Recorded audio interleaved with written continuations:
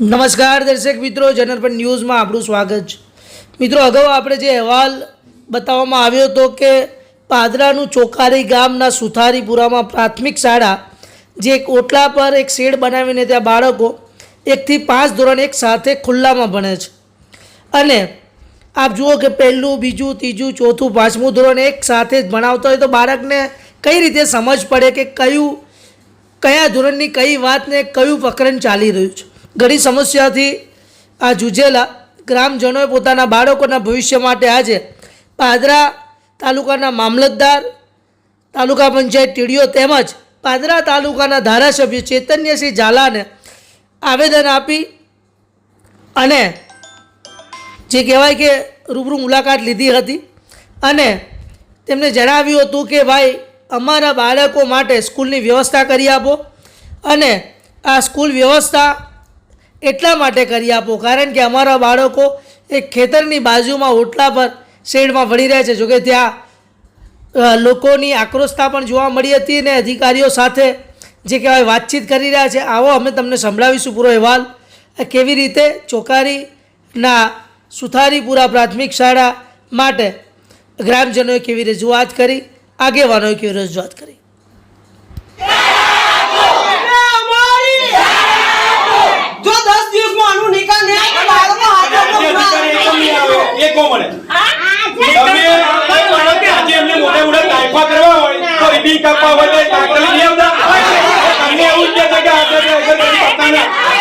अधिकारी हमारी जरूरत नहीं हमने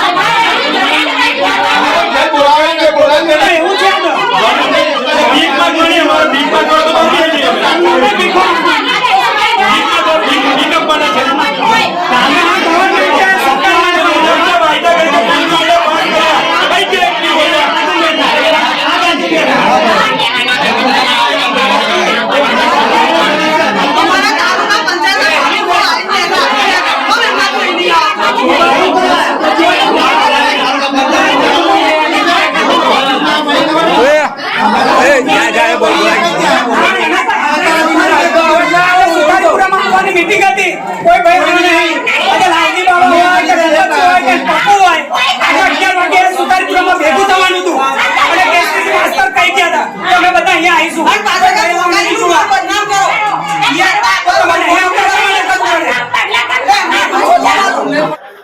સાથે આ બધી વસ્તુમાં નાના છોકરાઓ કેવી રીતે થશે અને ગુજરાતનો પરિપત્ર એવો છે કે શેડ નીચે કોઈ દિવસ બનાવાય નહીં।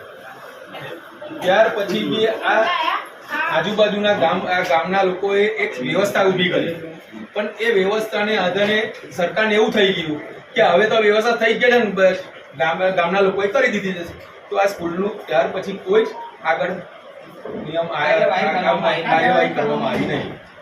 તો તાત્કાલિક ધોરણે જો આ 10 દિવસમાં નહીં કરવામાં આવે તો તાળાબંધીનો અમે કાર્યક્રમ કરવાના છે। 4 વર્ષની અંદર અમે 2 થી 3 વખત જિલ્લામાં જઈને પણ રજૂઆત કરેલી છે, એવું નથી કે નથી કરી, ત્યાં જઈને અમે 3 વખત રજૂઆત કરી ચૂક્યા છે અને એ લોકો એવું છે કે કહે છે કે ટેન્ડરિંગમાં છે અને એના આગળ એ લોકો કંઈ કરતા છે નહીં। કોણ લોકો એવું કે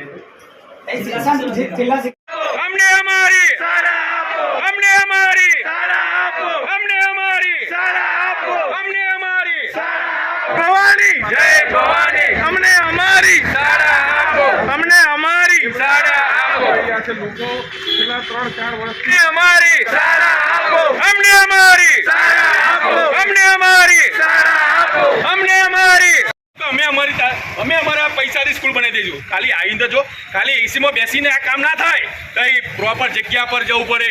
જો અમારી આ સ્કૂલ નહીં બને તો આગામી સમયમાં તાળાબંધી કરી દઈશું અને સરકારને જો આ મીડિયાના માધ્યમથી અમે ધારાસભ્યને બી રજૂઆત કરી છે, અમે ચૂંટાયેલા પ્રતિનિધિને બી રજૂઆત કરી છે, સાંસદ સભ્યને બી।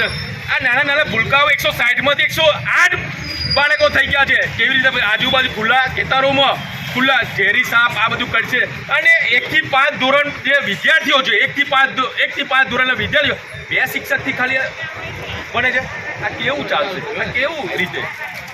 અત્યારે શું માંગણી લઈને અમારી માંગણી એ છે, અમે મામલતદાર સાહેબને આવેદનપત્ર આપવા આવ્યા છે અને આમાં મામલતદાર આવેદનપત્રમાં જો 10 પ્રશ્ન તો સુધારી પુરાવામાં એક શાળા 2022માં એ થોડી કરવામાં આવી છે. ત્યાર પછી એ કોઈ ટેન્ડરિંગ બી નહીં થયું અને નવી સ્કૂલ બનાવવામાં બી નહીં આવી. જ્યારે બી એ ગામ લોકોથી રજૂઆત કરવામાં આવે છે કે આ સ્કૂલ ક્યારે બનશે બસ એમને ખાલી આશ્વાસન આપીને ખાલી કે કોઈ ટેન્ડરિંગ કરતું નથી અને કોઈ ટેન્ડર લેવા માગતું નથી.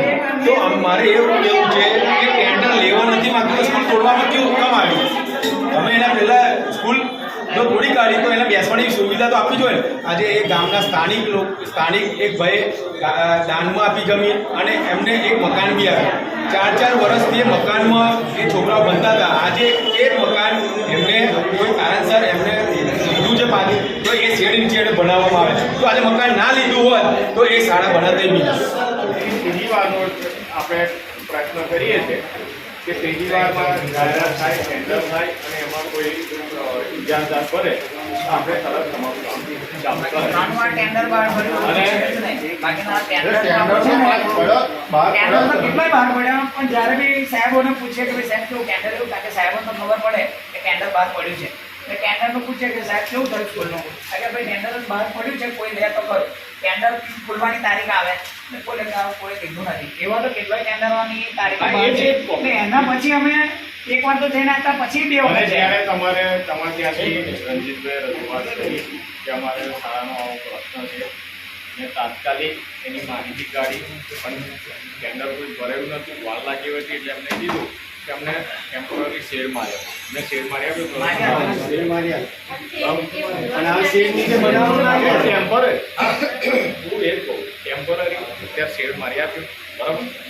આપણે અત્યારે એવી કોઈ વ્યવસ્થા ના કરી શકીએ કે આપણા કોઈના એક રૂમમાં આખા ઘરમાં એક રૂમમાં આપણા બાળકો ભણે એવું ના થઈ શકે આપણે.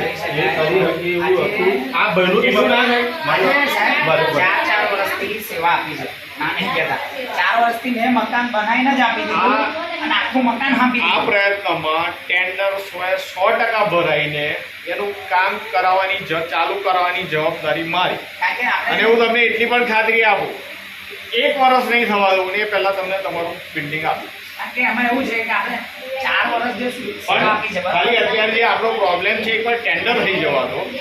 હું તમને 1 વર્ષ નહીં થવા દઉં કામ કરીને પૂરું કાપી દઈશ. એ પણ એક વખત સાહેબને તમને વાત કરેલી ગમે ચોકારી ગામની જે સ્કૂલ થઈ તે ટાઈમમાં તમને મેં અહીં આગળ આવીને વાત કરેલી કે આવી બે પેલા ત્રણ સ્કૂલો કોન્ટ્રાક્ટે હતી. તમારો કોન્ટ્રાક્ટ લીધો છે એને થોડોક તમે આપણે એને તમારી કર્યું. રીતે વાત કરી પણ આ રણજીતભાઈ, 4 રૂમ આપણે કામ કરાવો. એને પણ રિક્વેસ્ટ કરી એનાથી પણ નથી ભરી શકાયું. નહીં, હવે આપણે કોઈ પણ રજૂઆત પ્રયત્ન કરી. અને એ જ આ કહીએ ટેન્ડર છીએ આપણે કે ભરાવાઈ દઈશું. કોઈ પણ ટેન્ડર આવું પડશે બરોબર તારીખ એટલે જે પણ લે એને લેવાની એ કરવાની એ અમારી જવાબદારી અમે કરાવી દઈશું. કોઈ હિસાબે અમે અત્યારે છોકરા એવી પોઝિશનમાં છે પ્રશ્ન છે સુથારી પુરાણો જે 2022માં એ સ્કૂલ તોડી કાઢવામાં આવી છે.